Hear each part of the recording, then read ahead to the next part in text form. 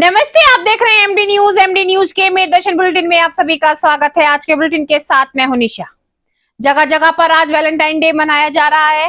Valentine day को लेकर सख्ती भी बढ़ती जा रही है। बहुत से हिंदू संगठन और बहुत सी संस्थाएं आगे आ रही हैं और कहीं पर भी अभद्र तरीके से अश्लीलता करते हुए लड़के लड़की नजर आ रहे हैं तो उनके खिलाफ कार्रवाई की जा रही है। लेकिन आज 14 फरवरी वो हादसे वाला दिन है जो हम कभी नहीं भूल सकते। जी हाँ, आज 14 फरवरी पुलवामा अटैक हुआ था जिसमें हमने अपने बहुत से सैनिकों को खो दिया था। बहुत से भारत के लाल शहीद हो गए थे। माताओं ने अपने बेटे खोए थे, बहनों ने अपने भाई और सुहागनों ने अपना सुहाग खोया था। इस दिन को जब भी हम याद करते हैं हमारी आंखें नम हो जाती हैं, क्योंकि ये वो दिन है जहां आतंकवादी हमला हुआ था और हमें जो है अपने बहुत से लालों को खोना पड़ा था। आज जगह जगह पर शहीदों को नमन किया जा रहा है, उनको श्रद्धांजलि दी जा रही है, उस दिन को याद करके आंखें नम की जा रही है। आज मैं आगे आपको दिखाऊंगी खबरों में किस तरीके से कार्यक्रमों का आयोजन किया गया जगह जगह पर।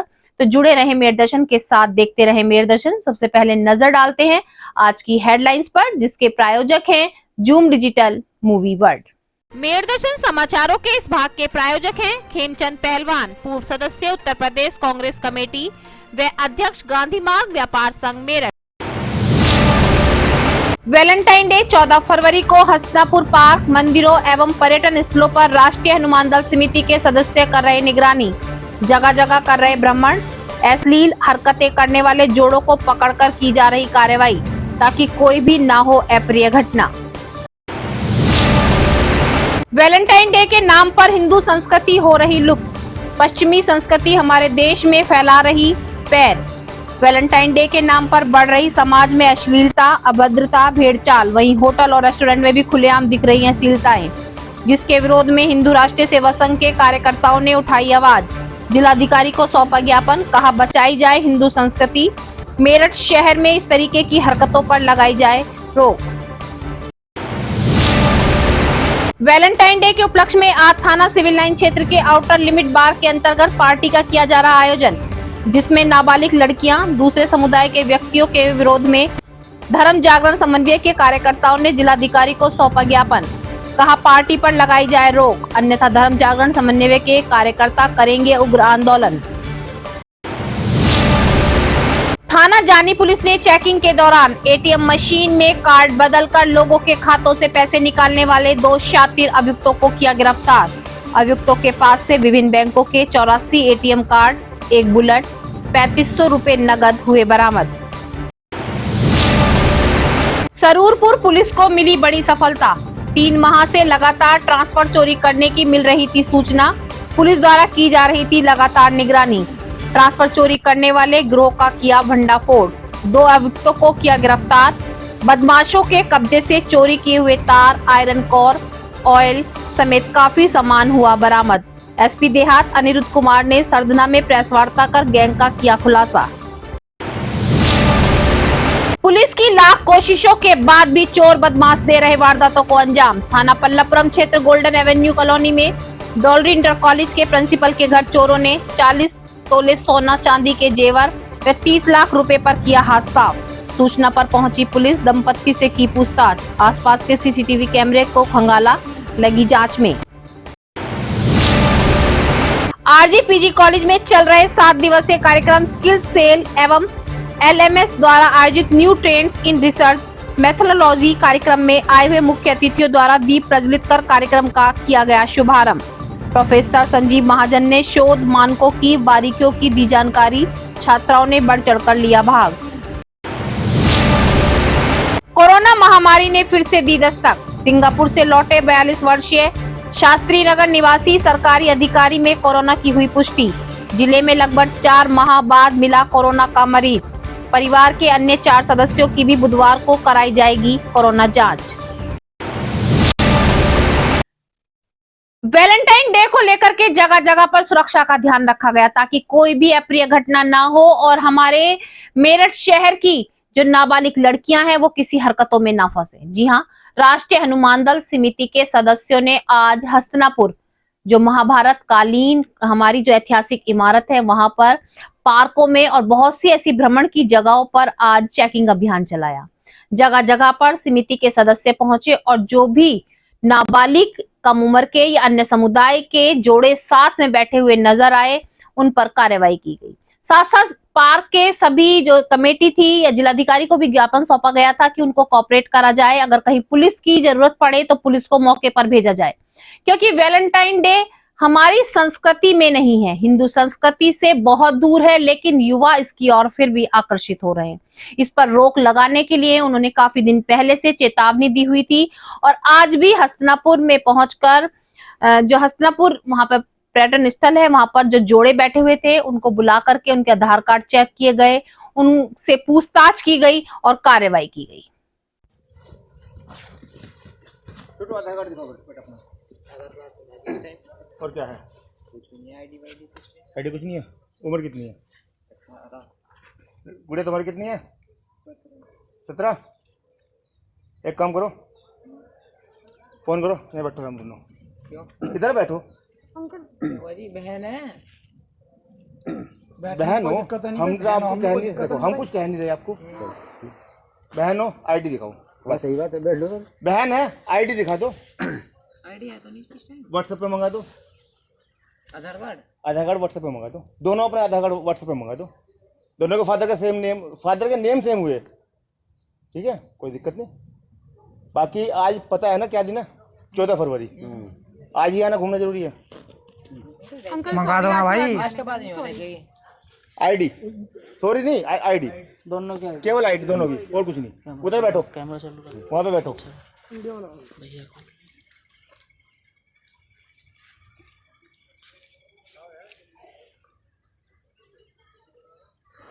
नहीं तो दोनों के पापा का नंबर ले लो। हाँ, घर फोन कर। हम आईडी देख लो, आईडी मंगा देंगे 2 मिनट में। ये छुट्टी, टेंशन फ्री, आराम से घूमो, मजे में घूमो, कोई दिक्कत नहीं है। बे बैठे ही हैं, हम बैठे ही हैं। आज हमारा काम ही बैठने का ही है। जी को पकड़ना है क्या तू? ये आ रहे, बहुत आ रहे हैं। अगले साल 14 फरवरी को ढूंढे से जोड़ा नहीं मिलेगा हस्तिनापुर में, ढूंढे से भी। आज भी बहुत आज ही कर दो इलाज, नहीं तो ये बात। जोन से भी आज पल्ले पड़ जाए ना, हाँ, जिंदगी भर याद रखेगा, क्योंकि आज ही उसकी हर चीज वायरल हो जाएगी। डेली मिलेंगे यहाँ तो। डेली तो नहीं मिल, डेली वाला काम खत्म हो गया। डेली का मतलब नहीं है। हम नहीं, डेली वाला काम ही खत्म हो गया, तो अब नहीं आएगी जोड़ा नहीं। वहीं हिंदू राष्ट्रीय सेवा संघ के सदस्यों ने भी आज वैलेंटाइन डे का पुतला फूका। साथ साथ जिलाधिकारी को एक ज्ञापन सौंपा। उन्होंने कहा कि पश्चिमी संस्कृति हमारे देश में अपने पैर पसार रही है, साथ साथ जो हमारी संस्कृति है वो कहीं लुप्त होती जा रही है, क्योंकि आजकल अगर पार्क में जाएं तो आप खुलेआम देख सकते हैं कि किस तरीके से अभद्रता नजर आ रही है, अश्लीलता नजर आ रही है, साथ साथ भेड़ चाल चल रही है। अगर किसी गलती को एक व्यक्ति दोहरा रहा है, वैलेंटाइन डे को एक व्यक्ति मना रहा है, तो सभी मनाने लगेंगे, क्योंकि ग्लैमर की दुनिया है। अगर एक कुछ करेगा तो सब उसके पीछे चलेंगे। वो क्या है, क्यों किया जा रहा है, इस और किसी का ध्यान नहीं जाएगा।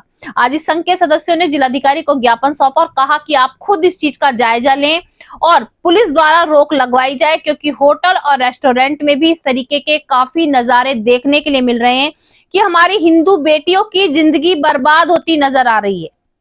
हमें अपनी बेटियों को इसके बारे में जागरूक करना होगा कि कहीं उनके साथ कोई अप्रिय घटना ना हो। तो ये जब ही हो सकता है जब हम अपनी संस्कृति को लेकर उन्हें जागरूक करेंगे और उन पर सख्ती भी की जाएगी। वैलेंटाइन डे मुर्दाबाद, मुर्दाबाद, मुर्दाबाद, वैलेंटाइन डे मुर्दाबाद। ये सामने रहो। चेक करो वीर बजरंगे।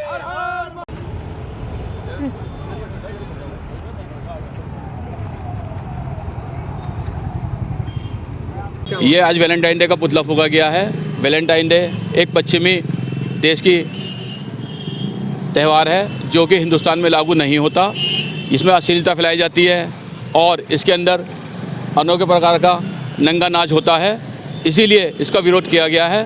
हिंदू संस्कृति के खिलाफ है ये चीज़ें, बड़ी बड़ी कंपनियां ने इसे प्रमोट कर रही है, ये गलत है। इस पर अंकुश लगाने के लिए जिलाधिकारी को आज ज्ञापन दिया जाएगा। जहां जगह जगह संस्थाएं आवाज उठा रही हैं, वैलेंटाइन डे के उपलक्ष्य में कोई अप्रिय घटना ना हो उसको लेकर के ध्यान रखा जा रहा है, तो वहीं धर्म जागरण समन्वय के कार्यकर्ताओं ने भी आज जिलाधिकारी को एक ज्ञापन सौंपा। उनका कहना है कि थाना सिविल लाइन क्षेत्र में आउटर बार में सुबह से ही बुकिंग शुरू हो गई है। शाम को एक पार्टी का आयोजन किया जा गया, जिस पार्टी में नाबालिग लड़कियां और अन्य लड़के, अन्य समुदाय के लड़के पहुंच रहे हैं और हमारे बेटियों को बहलाया फुसलाया जा रहा है। पार्टी का आयोजन वैलेंटाइन डे के रूप में किया जा रहा है, तो उन्होंने कहा इस पर रोक लगाई जाए, क्योंकि आज वैलेंटाइन डे नहीं, 14 फरवरी पुलवामा अटैक हुआ था। हमने अपने बहुत से जो है सैनिकों को खोया था, बहुत से हमारे देश के लाल शहीद हो गए थे। उनको नमन किया जाए, उनको श्रद्धांजलि दी जाए, ना कि पार्टी मनाई जाए। अगर उस पर रोक नहीं लगाई गई तो हिंदू जागरण समन्वय के सभी कार्यकर्ता उग्र आंदोलन करेंगे।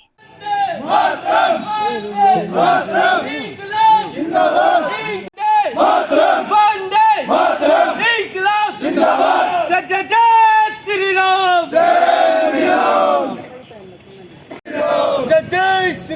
जय श्री राम। क्या भैया जी बुलवाएंगे?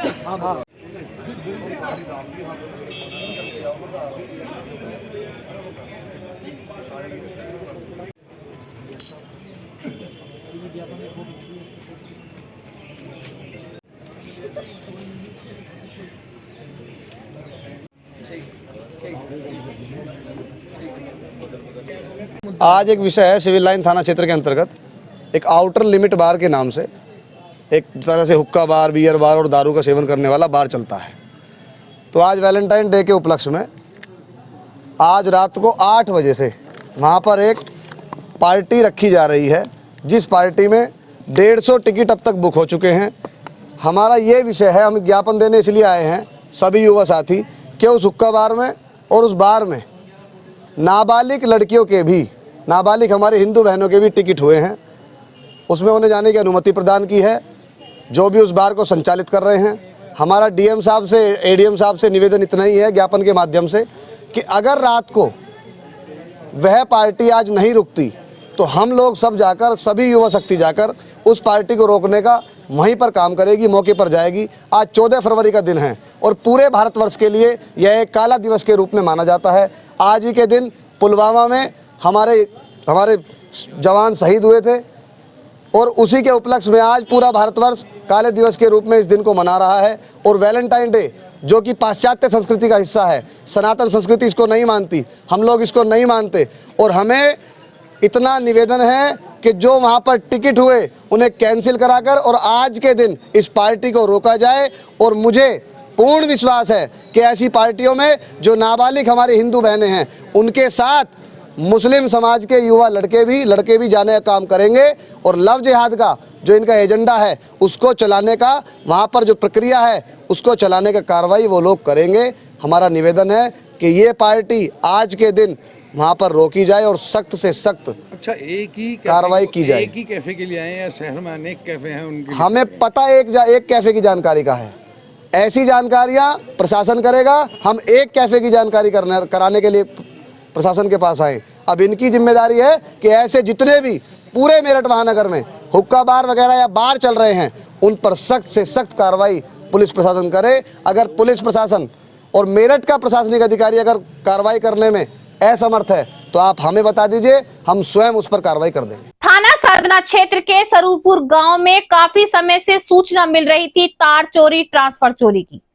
पुलिस अलर्ट हो चुकी थी, काफी दिनों से निगरानी की जा रही थी। लगभग 3 महीने से लगातार ट्रांसफर चोरी किए जा रहे थे। पुलिस को एक बड़ी सफलता हासिल हुई, 2 अभियुक्तों को रंगे हाथों गिरफ्तार किया गया ट्रांसफर चोरी करते हुए। जी हाँ, जो काफी समय से सूचना मिल रही थी, पुलिस जहां अलर्ट थी तो वहीं सूचना पर मौके पर पुलिस पहुंची और 2 अभियुक्तों को गिरफ्तार किया गया। उनके पास से काफी बड़ी मात्रा में ऑयल, ट्रांसफर तार और बहुत सारी कॉइल वगैरह बरामद हुई। पुलिस जांच में लगी हुई है, लेकिन अभी जो इनका मेन मास्टरमाइंड था वो पकड़ में नहीं आया है। पुलिस उसकी भी तलाश कर रही है। आज प्रेस वार्ता के माध्यम से जानकारी दी गई। सर, सरोवर पुलिस ने बिजली के तार चोरी करने वाला एक गैंग पकड़ा है, क्या है मामला पूरा? थाना सरूरपुर पुलिस और सर्विलांस की टीम के द्वारा संयुक्त रूप से कार्रवाई करते हुए 2 अभियुक्तों की गिरफ्तारी की गई है।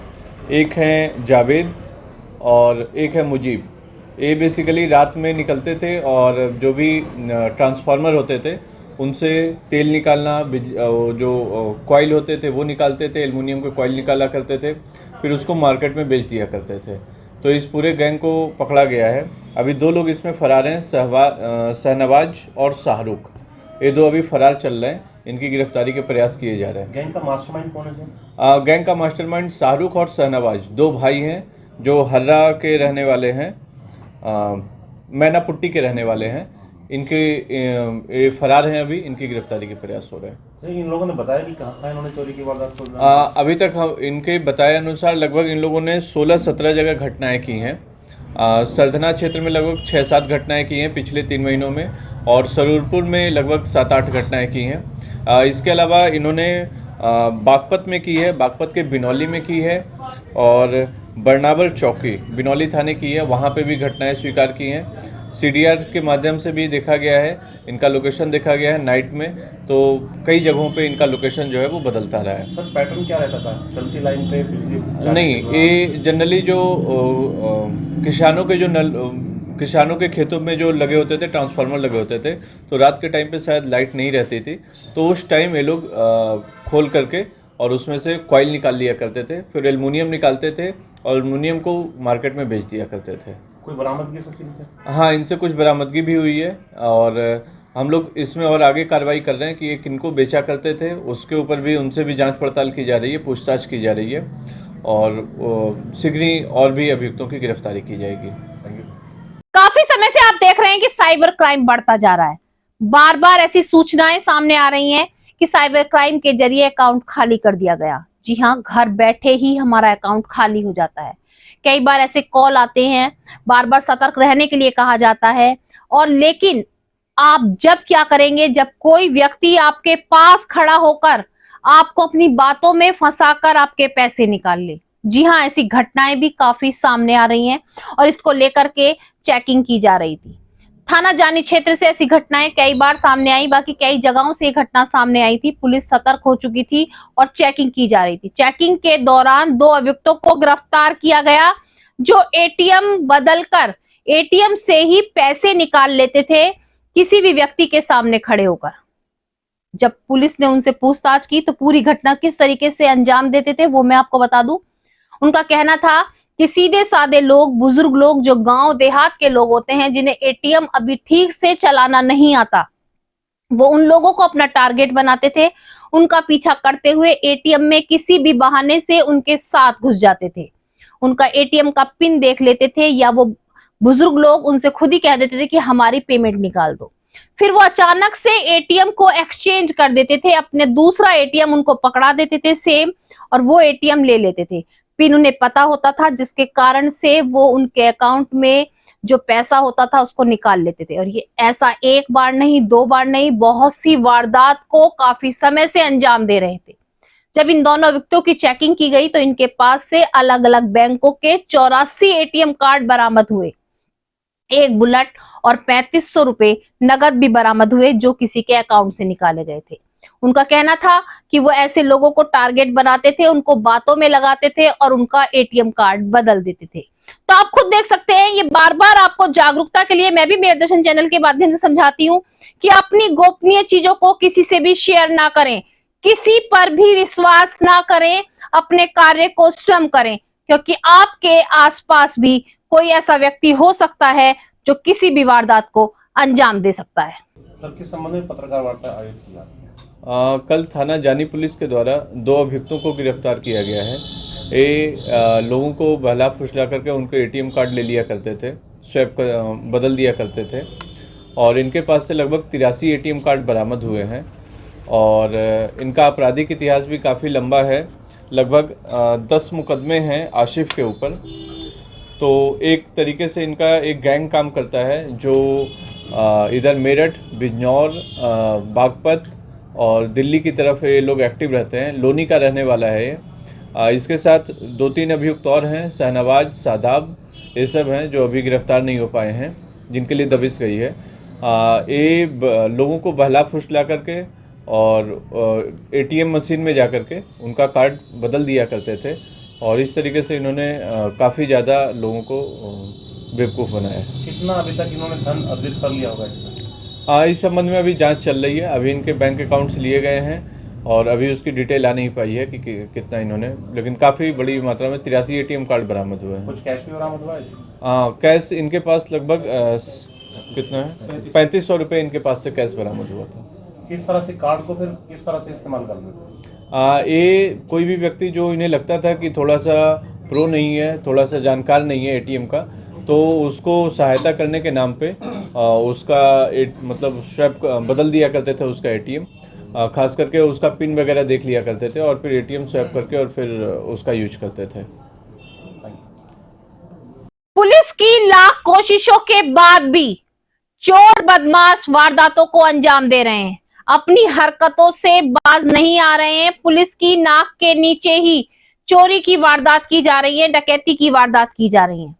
आज भी आपको बता दूं, थाना पल्लवपुरम क्षेत्र के गोल्डन एवेन्यू कॉलोनी में डोलरी के प्रधानाचार्य के घर में अचानक से चोरों ने हमला बोल दिया। रात में सब सोए हुए थे, चोर घर में घुसे और 40 से 50 लाख सोने चांदी की ज्वेलरी और 35 लाख रुपए ले उड़े। सुबह जब दंपत्ति सोकर उठे, उन्होंने देखा घर का सामान बिखरा हुआ था। तभी मौके पर पुलिस पहुंची, पुलिस को सूचना दी गई। सूचना देने के बाद पूरा जो CCTV कैमरे उनको खंगाला जा रहा है पुलिस द्वारा। साथ साथ दंपत्ति से पूछताछ की जा रही है। उनका कहना है कि उन्हें जानकारी भी नहीं हुई, उन्हें एहसास भी नहीं हुआ कि उनके घर में चोर वारदात को अंजाम दे रहे हैं। तो आप खुद देख सकते हैं कि किसको कैसे पता चला कि आखिर सामान कहां रखा है। यही मैं आप लोगों को बार बार जागरूक करना चाहती हूं, बार बार आपको सतर्क करना चाहती हूं कि आप लोग सतर्क रहें। अपनी निजी जानकारी किसी से भी शेयर ना करें, किसी को भी ना बताएं कि आप कौन सा सामान, कौन सी चीज कहां पर रखते हैं, क्योंकि ये वारदात ऐसे ही नहीं होती, इसमें जरूर कोई ना कोई जुड़ा होता है।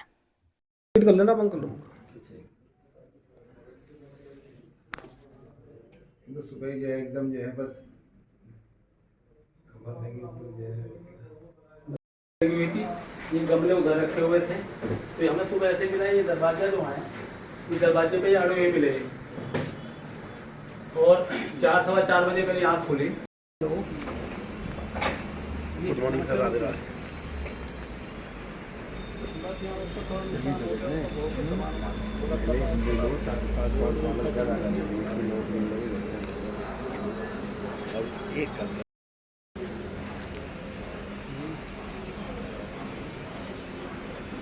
हाँ कर रहे अभी कोतवाल साहब आके।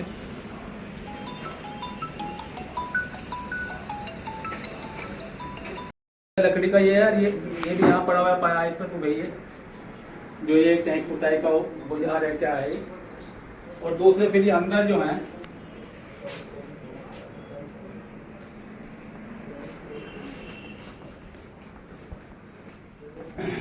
ये तो अलमारी में बेडरूम है मेरे बेटे का और उसका पुत्र वधू का, तो वो यहाँ रहते हैं, नोएडा रहते हैं।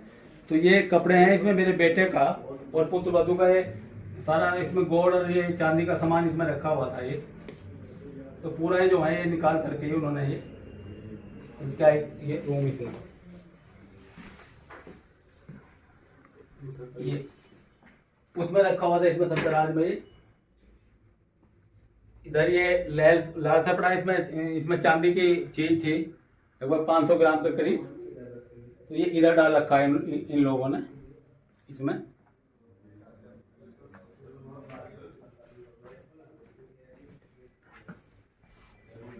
था तो मुझे ऊपर से थोड़ा सा ये आवाज सुनाई दी, और जब मैं बैग में गया तो मैंने क्या कौन, तो जब मैंने वो आवाज सुनी कि मैं कोई ना कोई ऊपर है, मैंने वाइफ से कहा कि जरा होकी देना जरा उठाना।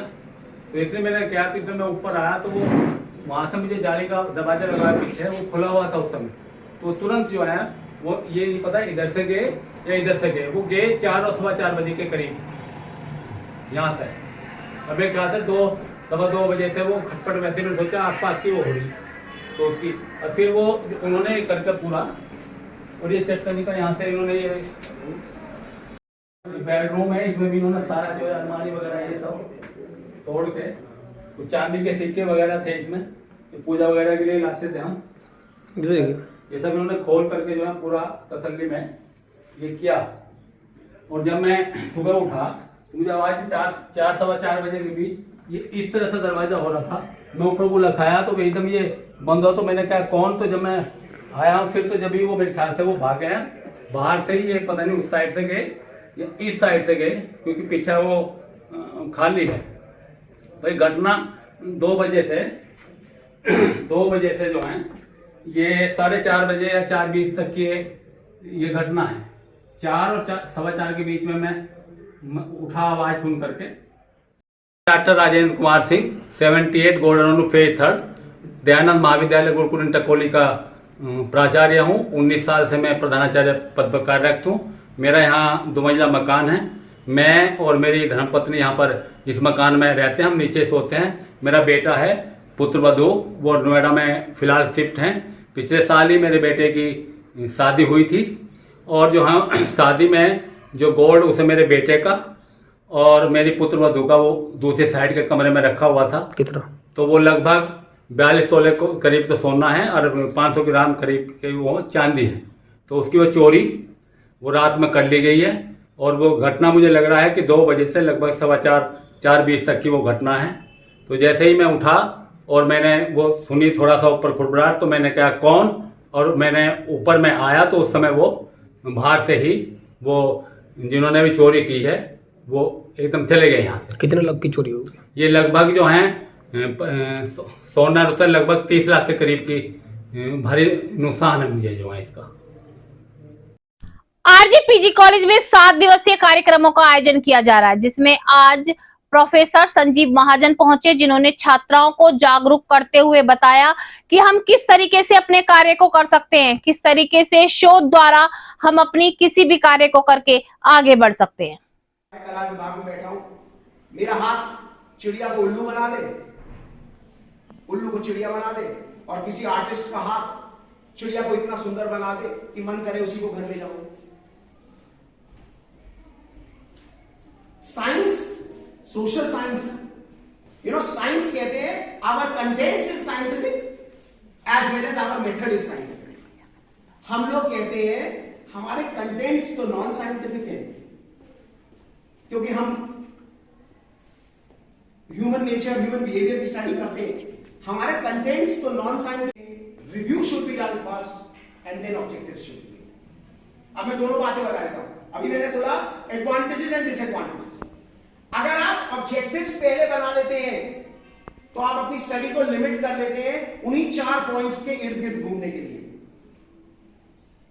और फिर आप वही स्टडीज ढूंढने की कोशिश करते हैं जिनके ऑब्जेक्टिव्स हमारी स्टडी से मिलते जुलते हैं। एक है कि आप ये सोचिए कि मुझे डोमेस्टिक वायलेंस पर काम करना है, बस। अब आप डोमेस्टिक वायलेंस पे किए गए 100 काम ढूंढिए और उन 100 से अलग अपने ऑब्जेक्टिव्स बनाने की कोशिश कीजिए। See again, please don't ask me, चाहते हैं कि गूगल हमें वही सिलेक्ट करके दे, गूगल हमें वही सिलेक्ट करके दे जो हम पढ़ना चाहते हैं या जो हम ढूंढना चाहते हैं, इंस्टेड ऑफ वो सारी चीजें हमें मिल जाएं जिनकी हमारे पास रेलेवेंस है, जो मैं अपने किसी भी काम में लगा सकता हूं। और इससे अगर कोई स्कैन करता है बारकोड से तो वो संजीव महाजन एनएएस कॉलेज तक पहुंचता है। ORCID is open researcher contributor ID. ORCID की वेबसाइट है, आप उसमें अपना ये नंबर, एक यूनिक नंबर है मेरा, कोई अगर इस नंबर से मुझे ढूंढेगा तो वो मेरे तक पहुंच सकता है कि मेरे किस किस काम तक पहुंच सकता है। जैसे सरकार अब आजकल आधार नंबर मांगती है, 10 साल बाद हो सकता है ये नंबर पैसे का लेना पड़े हमें और इसकी वैल्यू बढ़ेगी। देखिए, मुझे नहीं मालूम कि हम में से कितने लोग इंटरनेट के माध्यम से, जैसे आईसी साहब अपने आप में एक बहुत बड़ी बॉडी है सोशल साइंटिस्ट के लिए, Indian council for social science research, उसकी लाइब्रेरी को असेस करने के लिए एक तरीका यह है कि ऑर्सिड आईडी क्या है आपकी। अभी आज की डेट में जब मैंने ली थी करीब 6-8 महीने पहले, तब तक फ्री। आज के मेरे दर्शन बुलेटिन में बस इतना ही। तेज और ताजा खबरें जानने के लिए देखते रहिए मेरे दर्शन। यदि आप भी हमारे साथ जुड़ना चाहते हैं या स्पेशल बुलेटिन बनवाना चाहते हैं तो नीचे दिए गए नंबर पर संपर्क करें, सब्सक्राइब करें एमडी न्यूज मेरठ।